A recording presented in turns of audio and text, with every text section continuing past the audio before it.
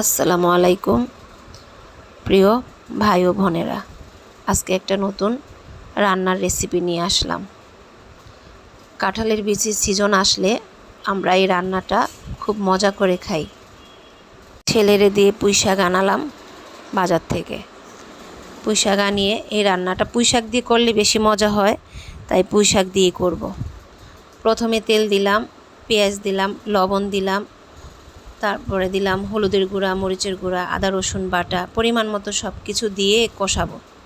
আমি তো রাইস কুকারে রান্না করি ছেলের রুমে। আমাদের মা ছেলের রান্না কোনো রকম। তারপর দিলাম, কষতে দিলাম। রাইস কুকারে রান্না তো একটু সময় লাগে কষতে। সব কিছু পরিমাণ মতন দিয়ে চিংড়ি মাছ আর শুটকি দিয়ে দিলাম। শুটকি দেওয়ার পর ভালো করে কষালাম। কষানোর পরে দিলাম কাঁঠালের বিচি আর বুটের ডাল। দেওয়ার পর সিদ্ধ হওয়ার জন্য রেখে দিলাম। সিদ্ধ হওয়ার পর গরম পানি একটু দিয়ে দিলাম। গরম পানি দেওয়ার পর আপনার পুঁই শাক দিয়ে দিলাম। পুঁই শাক দেওয়ার পরে যখন থকথকে হয়ে আসছে, একদম সিদ্ধ হয়ে গেছে, তখন আর কি নামিয়ে ফেলবো। এই রান্নাটা কাঁঠালের বিচি দিয়ে করে খেতে অনেক মজা লাগে। প্লিজ আপনারা একটু রান্না করে খাবেন।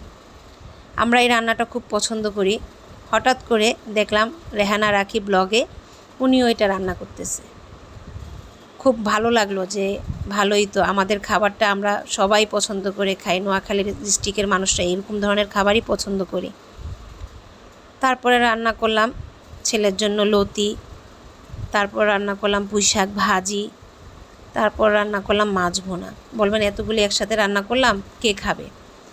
একদিন তো শরীর অসুস্থ, তো একদিন রান্না করে 2 দিন মা ছেলে খাই, এই জন্য একটু বেশি করে রান্না করলাম।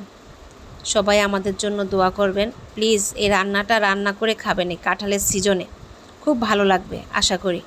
ঠিক আছে, আসসালামু আলাইকুম। আমার জন্য সবাই দোয়া করবেন।